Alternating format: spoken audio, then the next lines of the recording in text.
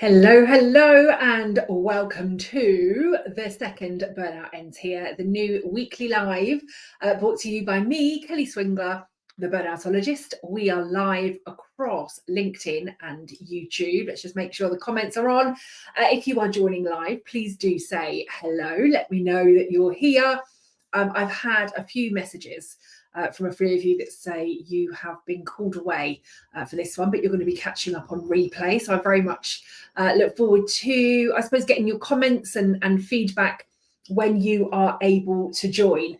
But today, in today's live, we are calling out the truth about burnout recovery, all about burnout recovery. And before I go any further, because I've got the team messaging me already, we had a few tech issues. And whenever I get tech issues and I then start running late, I then start to get a little bit panicky.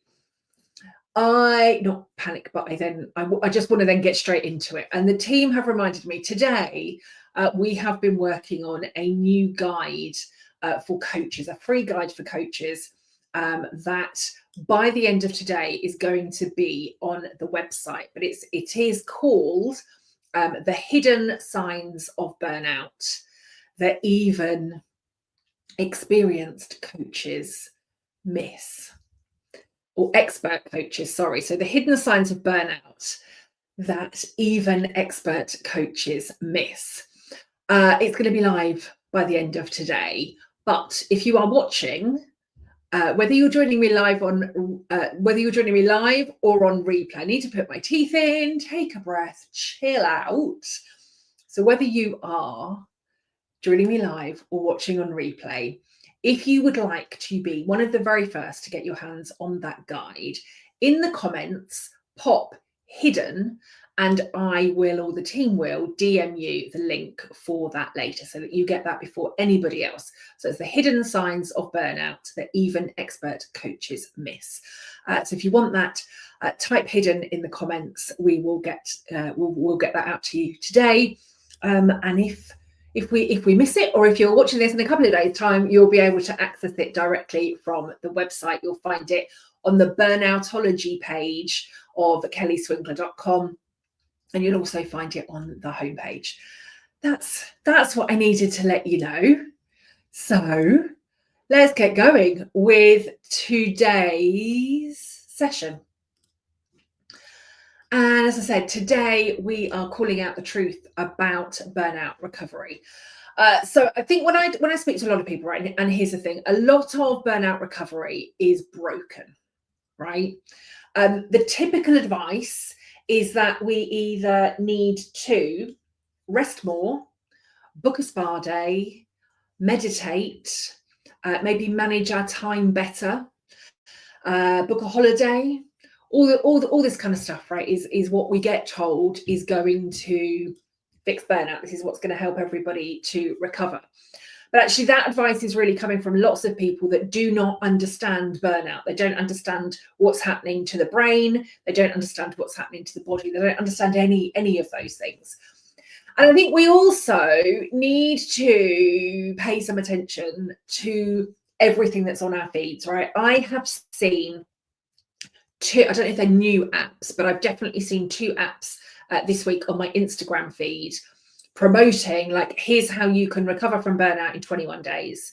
Both of them are promising burnout recovery in 21 days. And I'm going to tell you, it's not going to happen.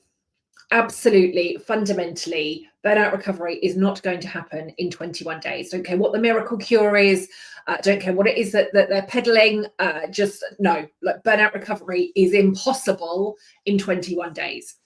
If there is a fix that is going to help you to feel less stressed in 21 days, then that's not burnout. And so when we're seeing all of this stuff across our feeds in the first place, recover from burnout in 21 days, it's absolute rubbish. There is no overnight recovery. There's no 21-day recovery. There will be work that you need to do. There's going to be time and effort and lots of work that you are going to need to do. Oh, I've got stuff flashing all over the screen. This is the thing with live sometimes, isn't it? I was all prepared already, and then I've just got stuff pinging all over the place. So apologies for my lapse of concentration there. But yeah, so I'm seeing more and more of this stuff. I also think we really need to pay attention to the bigger picture with a lot of this, right? The wellness industry is worth like billions and billions of pounds at the moment. So, of course, there are people that want to sell you quick fixes and sell you all of this stuff that's going on. But actually, if the majority of that stuff was working in the first place, we wouldn't be seeing the rise in burnout. Burnout is a systemic issue. It needs to be dealt with at the root. We need to be fixing it at the root. We need to be making changes at the root. And this is why really we're not going to see these changes in 21 days. So when we're talking about burnout recovery, we do really need to create some really big changes, right? So today I want to, I suppose, talk to you or show you why some of this standard advice just does not work, especially for those of you that are high achievers or you are already at the point of burnout. So I'm going to talk to you about what will help with your recovery. If you are watching live, we had some great conversations going on last week with the first one of these sessions. If you are watching live, type me a yes in the chat so that we can start to get some conversation going. As I said, I know a number of you have told me that you're unable to join, but you're going to be watching on the replay. So if you're watching on replay, keep your comments coming, right? Make sure that everything is there.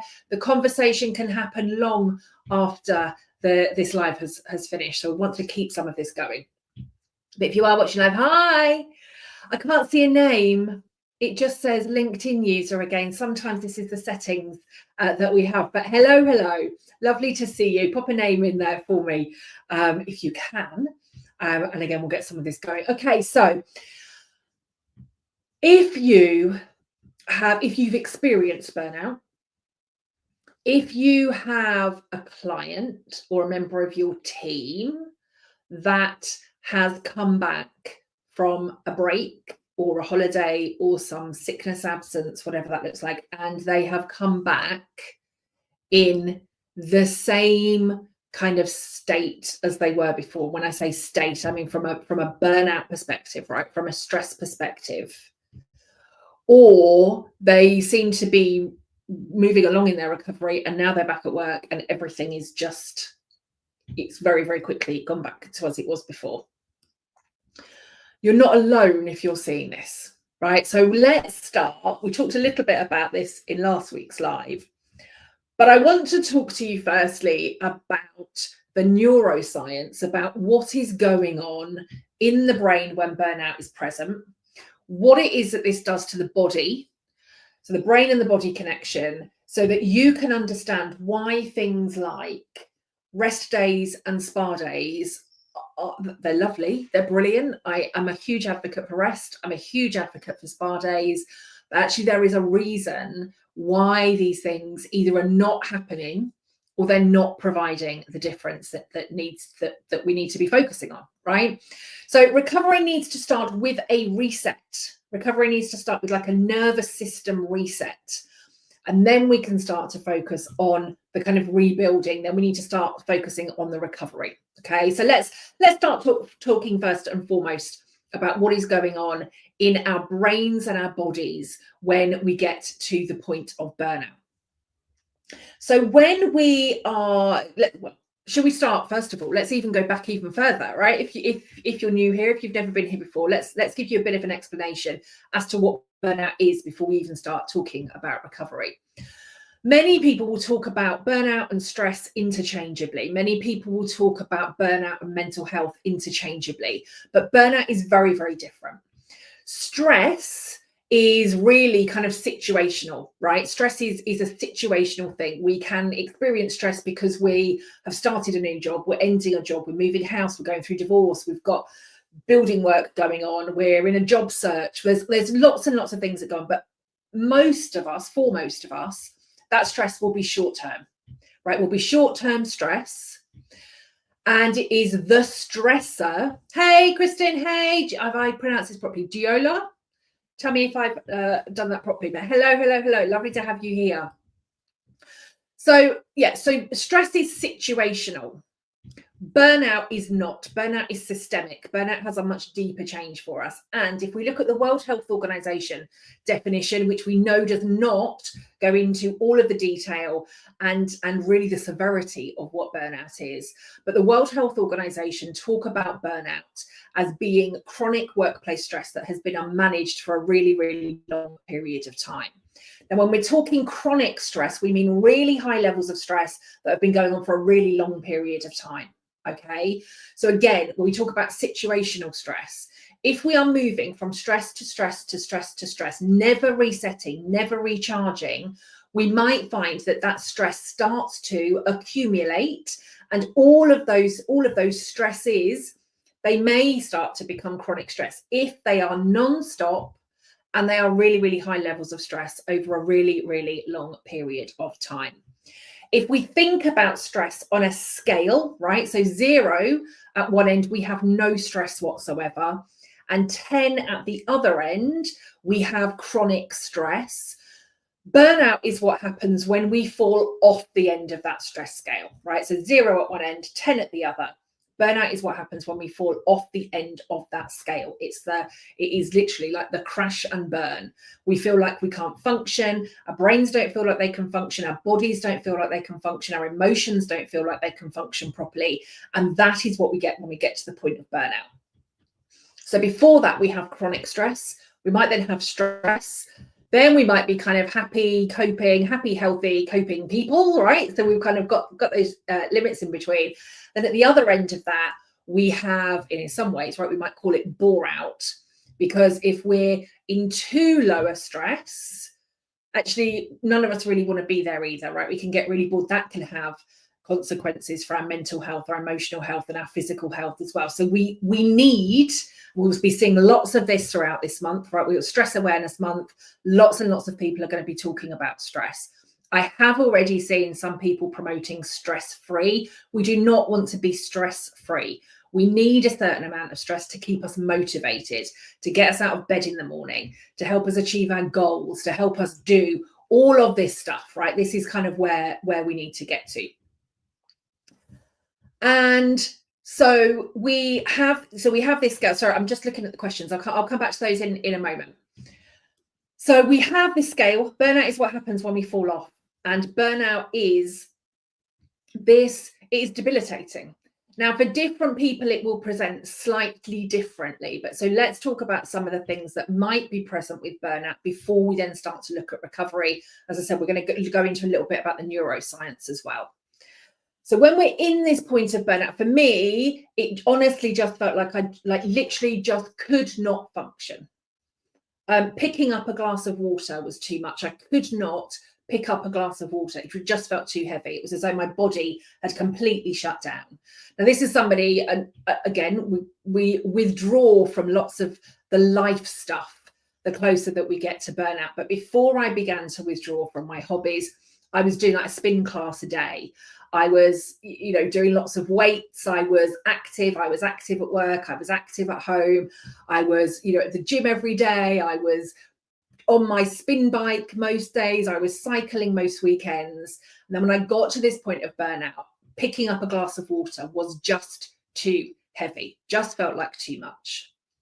For some people that I've known and for some clients, it has looked like staring at a blank wall for 6 weeks. For some, it's looked like not being able to care for their children for weeks. For some, it's looked like not being able to get out of bed. For some, it has been much more physical, serious ailments. For some, it has been a stroke. For some, it has been a heart attack.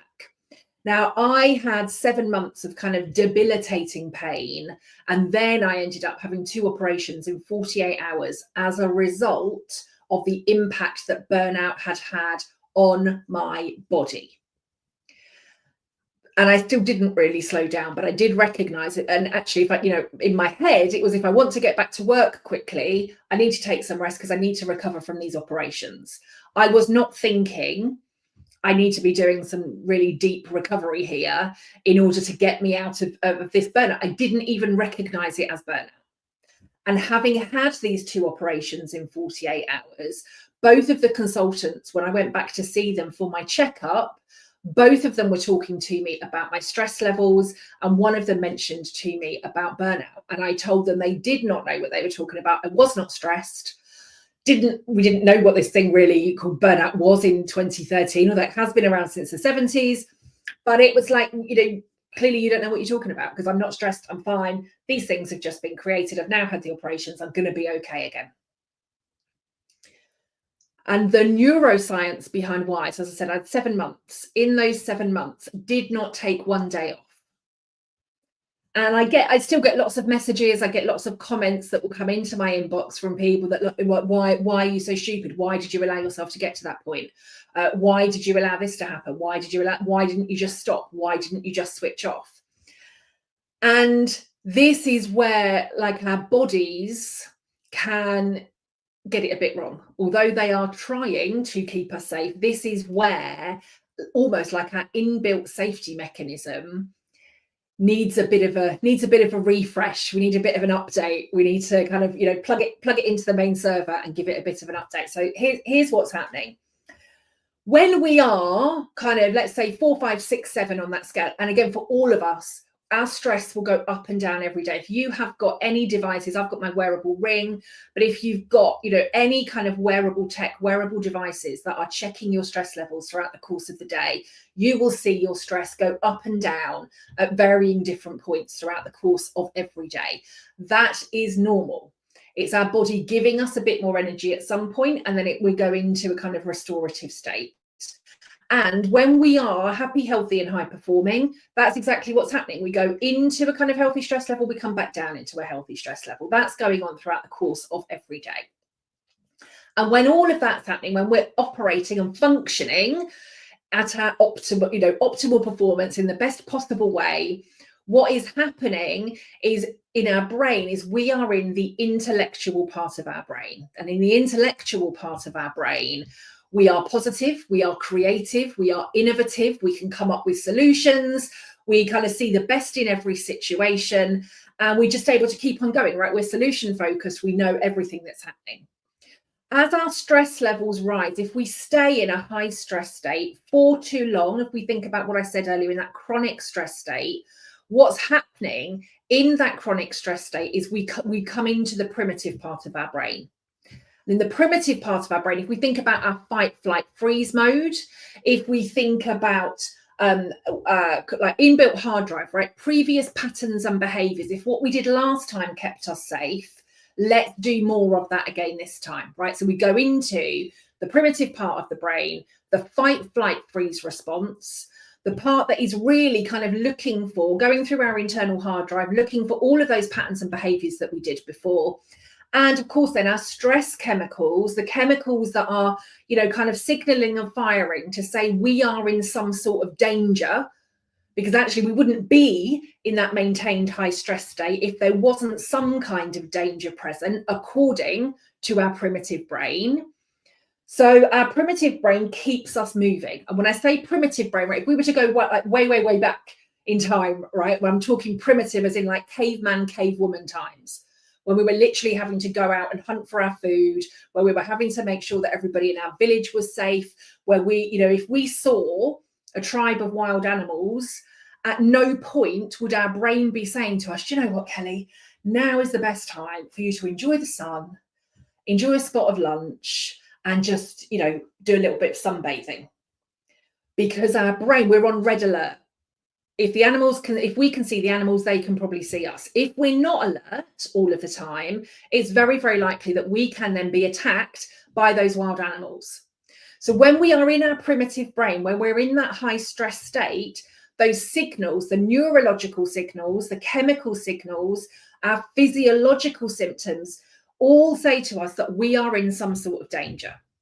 Lots of people, not everybody, but lots of people will talk about kind of lower back pain when they are in a state of high stress.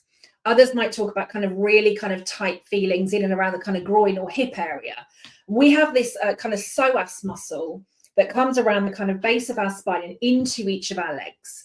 And the psoas muscle, when we've got these chemicals, right, the psoas muscle literally is primed, ready for us to run, right? Ready for us to flee from danger or ready for us to fight. So again, if all of these signals are sending these stress responses through our brain, through our body, into really all of our nerves, all of our receptors, our brain and our body and our thought patterns, all of those signals say there is imminent danger. Now, for the majority of us in modern day living, we're not out fighting for our food daily. We're literally not primed and ready to run all of the time.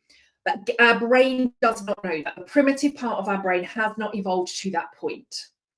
So all of those stresses, if we think, mobile phones, all of those signals, all of those devices, all of those alerts, all of those things that are happening. I have apps on my phone that literally stop. I have no notifications. And then I have app blockers throughout the course of the day, because I know if I'm constantly scrolling, or I'm constantly looking for alerts, or I'm constantly looking for likes or comments or any of that kind of stuff, right? How many people are going to join the live today? How many people are commenting? All of those things, if we're already in a high stress state, adds to that stress. In addition to all of the emails, all of the noise, all of the stuff that's happening to us, the fact that we're switched on all of the time. The majority of us are carrying our work around in our pockets, literally constantly checking device after device after device after device. Many of us are also living kind of quite sedentary lives. We're sat in front of screens all day. So we're not moving, we're not getting outside, we're not doing what it is that we need to be doing to keep us happy, healthy and high performing. If we think about the foods, the amount of processed foods that we can have, the fact, we can order anything right now via an app. Now, some of that is really great for us. Some of the convenience is really great for us. But if we're in a high stress state, all of those alerts, all of those notifications, all of those things are sensing. Our brain and therefore our body see all of those things as danger. And so we just keep repeating the stress cycle over and over and over and over again. So if I am coaching you, or I'm your manager, or we're having a conversation and I'm like, hey, Kelly, what you need, because I can see that there's something wrong with you. I can see the signs of burnout. If I'm just take a day off. There is no part of your brain that sees taking a day off as a possibility. And actually the signals say taking a day off isn't even safe. So even if we were to have the thought that says taking time off is what is needed, our brain is signaling it is not safe for me to stop. And if you've been at burnout, if you've got clients that are at burnout, it will be that feeling of unsafe that is becoming totally overwhelming. Because even if in those moments that there is that logical thought, that logical feeling of actually, yeah, I do need to stop. I can't carry on like this. This just, I'm literally going to crash and burn if I carry on like this. I haven't got much left in the tank. If you have those moments, at the point that you try to make some of the changes, it will literally not feel safe for you to stop. And again, like what will happen? What will happen if I miss the email? What will happen if I miss that email at 11 o'clock at night that tells me I've got to do something tomorrow? What will happen if I turn my phone off and something really bad happens? I can't possibly do that. What will happen if I don't respond to a message immediately? What will happen if I do take a day off? What will happen if I take my holiday? Now, for a lot of organizations are rewarding all this stuff, right? Because we're working 24/7. We're answering emails at 11 o'clock at night. We're checking board papers at 1 o'clock in the morning. It's a day off today, but do you know what, Kelly? I know you're on a day off today, but could you just do this thing? I know you're on holiday, but could you just read this report? I know you're on holiday, but could you just take a day off? So then the environments that we are in are also signaling it's not safe for me to take time, because actually everybody needs me, right? Every time I try to take an evening off, something happens. Every time I try to take a day off, something happens. Every time I try to take a holiday, something happens. So, and then that just reinforces, right? I need to be on all the time, and therefore I need to keep going.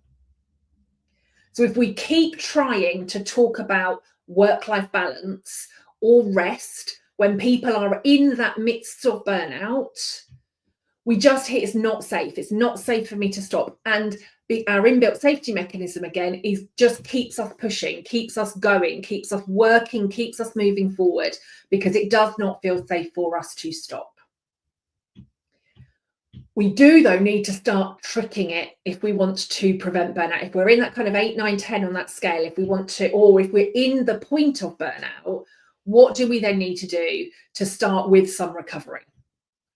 And really the first thing that we need to do is find ways to begin to reset the nervous system. Now, I'm going to say here, and I had this conversation, I was running a session for a group yesterday, they were talking about the benefits of ice baths. I love an ice bath, but actually for the majority of us, what cold plunges, ice baths, anything that puts us into shock will do is push us, is keep us in that high stress state. Likewise with high cardio, when I was talking about my spinning classes, going straight back into high cardio can keep your body in a stress state, right? What's happening as we're exercising is we go into a stress state to feed us with all the energy that we need to carry on doing what we're doing. So sometimes those things are not what's needed. What we do need, and again, our brain will be saying, this is stupid, this is a waste of time, this is not what I need to be doing at the moment. What we need to be doing, nervous system reset. So this can come from things like breath work, active breathing, conscious breathing. Can come from things like somatic yoga, somatic exercises. It can come from restorative yoga. It can come from yin yoga.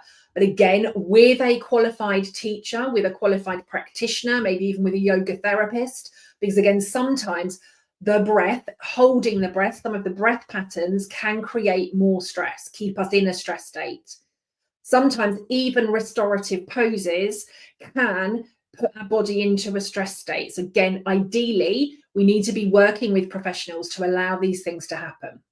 It might be that there is a therapist. It might be that there is a counselor. It might be there is a medical practitioner involved. It might be that there is a burnout coach with the training and understanding of what is needed.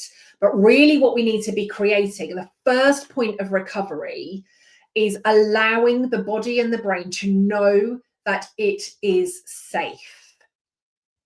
So any kind of slowing, any kind of reset, almost we need to kind of trick it, because again, the brain will be saying this is useless. I just need to keep myself busy. And we need to almost like flick some default switches to allow some of this stuff to happen. Now, it doesn't happen overnight. I said at the beginning, I'm seeing apps and all sorts of organizations that are promising burnout recovery in 21 days. It's not happening. But we can start to reset our nervous system. Once our body and brain know that it's then safe to slow down, so we can't think our way out of burnout. Again, that's a really kind of important point to remember.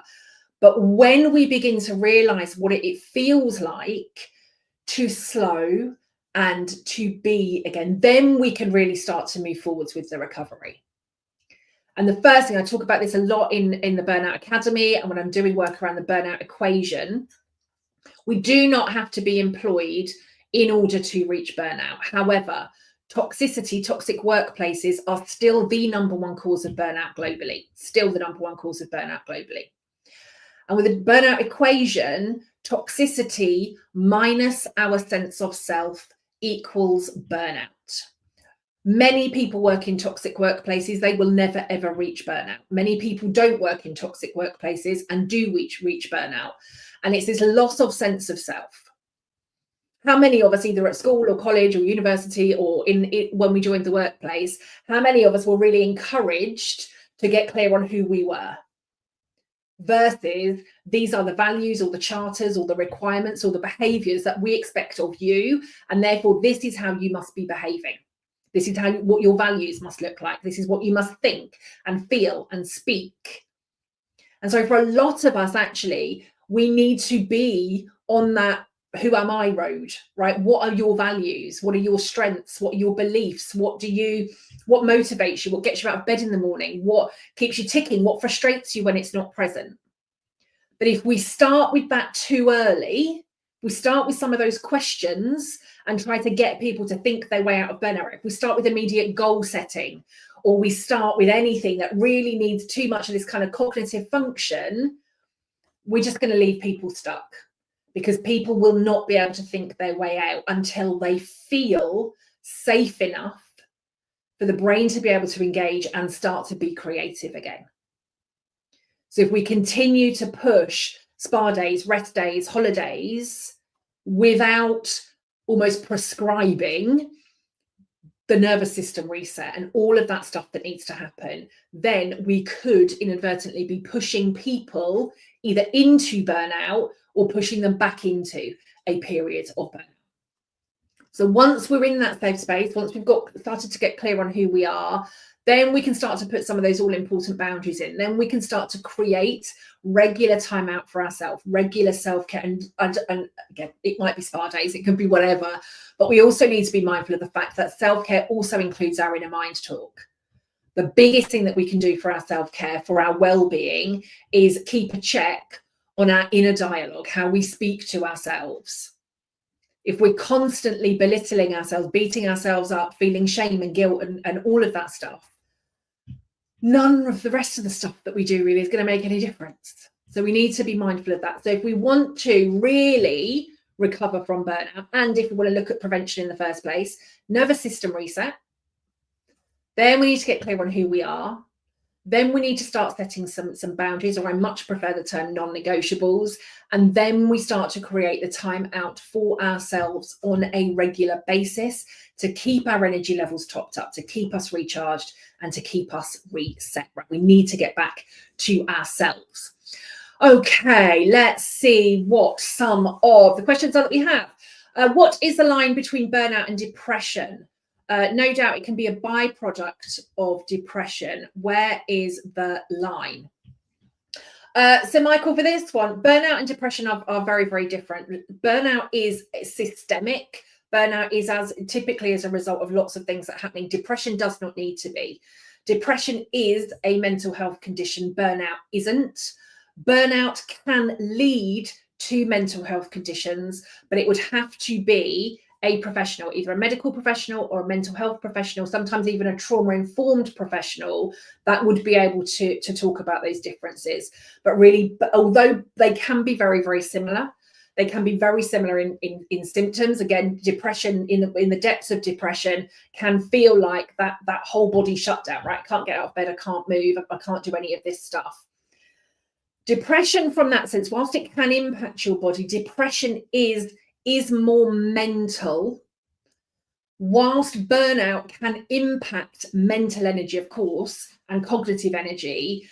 Burnout is much more whole body. But again, it would need to be a medical professional that would be able, and this is, again, a different one. I've done a blog and some stuff on this last week. Burnout is not classed as a medical condition, and yet doctors are diagnosing. A lot of the diagnoses that are being used they're using some very similar tools that you would use to be able to diagnose things like depression. Some doctors are now starting to use more of the kind of Maslow burnout inventory, so the MBI. But those similar tools are then what are being used to diagnose, but there isn't officially yet, not in the UK and not in the US, there isn't officially yet a diagnosis for burnout because it's not seen, it's not classified as a medical condition, but things will change. So yes, they can be similar. Yes, they can feel very similar, but burnout will impact you much more energetically than depression. That said, depression, when you're in the absolute midst of it, right? You can't get out of bed, can't eat, can't do anything. So they can be very similar, but cognitively, emotionally, and physically, they are very, very different. I don't know if that fully answers that for you, but that's that one. From what you're saying, is depression one potential byproduct of burnout? Yes, depression can be a byproduct, but as can severe anxiety. It could be anything, right? I mean, burnout. If you were to Google now the impact of chronic stress, if you were to Google the impact of burnout, health impact of burnout, I mean, you'll get over 3 million results, firstly, that will come up. But we are talking, it could be mental health conditions, it could be emotional conditions, it could be physical conditions, it could be autoimmune conditions. I now live with 3 lifelong chronic health conditions as a result of 2 periods of severe burnout. I'm never going to recover fully from those. As I said, I have known and I have worked with clients that have experienced strokes, heart attacks. They've gone on to almost make an immediate recovery, not immediate, but a much quicker recovery than I ever will. And so again, we need to be, burnout is an ill that is systemic. it's not an individual issue, but it is a very individual experience, and every person will have a very different experience whilst they're in it. Every person needs individual care and support as they are coming through it. I really, for the most part, I suppose came through mine on my own. There weren't people that were talking about it. There weren't people that understood it. And this is why I have gone on to train and qualify and understand all of the aspects of burnout, from a neurological, from a physiological, from a mental and emotional perspective, to really join all of those dots to talk about it at that level, right? I talk about it as a whole person level. So burnout is a whole body condition. It can affect our whole lives. Again, as you said, similar to depression, but they are very, very different. Any other questions? As I said at the beginning, the team are giving me a nudge again. We have created today, there is a new resource that we have created that will be live on the website, I'm thinking by the end of today, but if not, if you just type hidden in the comments, and we'll make sure that we get one of those to you. But it's the hidden signs of burnout that coaches often miss. If you would like to get your hands on that, let us know. If you've got any other questions, give them a pop in the comments and I'll get those answered to you before we finish today. We've got a little bit longer than we usually do, but if you've got questions, let's answer them, right? Let's do what we need to do in terms of the conversation. But basically what we've kind of talked about, we need to reset the nervous system, then we need to get clear on ourselves, then we set the boundaries, then we start to take that regular time out for ourselves in everything that we do. Burnout is so much more than just workload. And as I said earlier, whilst toxic workplaces are still the #1 cause of burnout globally, we do not have to be employed. It's not just our work that can get us to the point of burnout. Literally anything in life can contribute to that burnout. If we come back to the burnout equation, toxicity minus our sense of self equals burnout. Put the two of those together. It doesn't have to be toxic workplace, could be toxic self-talk, toxic relationships, toxic thinking, toxic environments. Any of those things can get us to the point of burnout.